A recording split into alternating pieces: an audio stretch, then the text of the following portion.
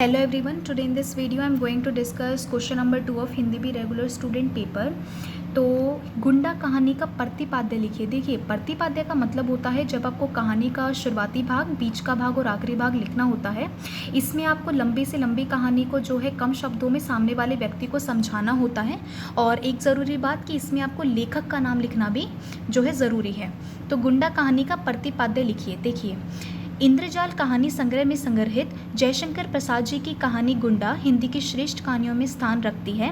इस कहानी की कथा वाराणसी के परिवेश पर आधारित है।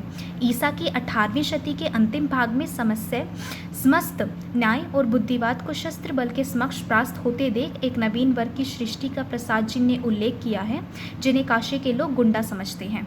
उनका धर्म वीरता था, जिसका प्रदर्शन वे अन्याय अत्याचार के विरुद्ध निर्बलों और असहायों की मदद के लिए करते थे। ऐसे ही एक पात्र नन्हकू सिंह का इस कहानी में जिक्र है, जो काशी के प्रतिष्ठित जमींदार बाबू निरंजन सिंह के वीर पुत्र है। जीवन की किसी अलभ्य अभिलाषा के पूर्ण न होने पर वह मानसिक चोट से घायल हो जाता है, परंतु स्वाभिमान के साथ निर्भय होकर अपने साथियों को लेकर काशी की गलियों में घूमता रहता है। वहीं की एक तवायफ की लड़की दुलारी से नन्हकू के राजमाता पन्ना के प्रति मधुर संबंधों का पता चलता है, जो अपने पुत्र राजा चेत सिंह के साथ काशी के आतंकपूर्ण भय और सन्नाटे के माहौल में कैद कर ली गई है। जब दुलारी के माध्यम से नन्हकू सिंह को इस बात की जानकारी मिलती है तो उसका मन अधीर हो उठता है। वह अपनी जान पर खेलकर अपने साथियों के साथ उन्हें उस कैद से आज़ाद करने के लिए निकल पड़ता है। वहां पहुंचकर वह अपने प्रयत्न में सफल होता है। वह स्वयं फिरंगों की संगीनों के सामने चट्टान सदृश खड़ा होकर अविचलित भाव से तलवार चलाता हुआ राजमाता और राज परिवार की रक्षा करता हुआ अपने प्राणों की आहुति दे देता है। सजग साहित्यकार प्रसाद जी ने इस कहानी के माध्यम से काशी के गुंडों की विशेषताओं को रेखांकित करने की कोशिश की है, जिनमें आज़ादी की ललक है, जो मानवीय भावनाओं से पूर्ण है। अथवा में जो प्रश्न है उसमें है, नमक का दरोगा कहानी के शिल्प पर प्रकाश डालिए। देखिए, शिल्प का मतलब होता है कि कहानी की भाषा कैसी है। कहानी की भाषा सरल है, उसमें क्या मुहावरे, लोकोक्तियाँ, इन सब के बारे में जो है आपको इसमें बताना है। तो भाषा शिल्प, प्रेमचंद की कहानियों के भाषा शिल्प जन सामान्य के नितांत निकट और अपनत्व से भरा हुआ है।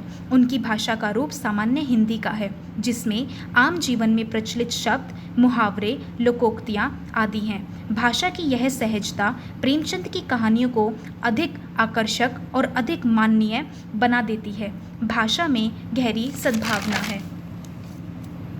नमक का दरोगा कहानी की भाषा भी सरल और आकर्षक है। भाषा का रूप व्यावहारिक हिंदी का है। वह गहरे संवेदनों और कलात्मक सौंदर्य को लेकर चलती है। उसका संबंध हृदय से है। कलात्मक होते हुए भी कृत्रिमता का पूर्ण अभाव है। कहानी में लेखक सीधे सीधे ढंग से अपनी बात पाठकों तक पहुंचाता है। भाषिक स्तर पर इस कहानी की विशेषता इसकी मुहावरेदार भाषा है, जो बोलचाल की जबान का महत्वपूर्ण तत्व है। मुहावरों के कारण भाषा आकर्षक और व्यंजक हो गई है। वस्तुतः भाषा को प्रभावी बनाने के लिए जन सामान्य में प्रचलित मुहावरों के प्रयोगों की आवश्यक भूमिका होती है।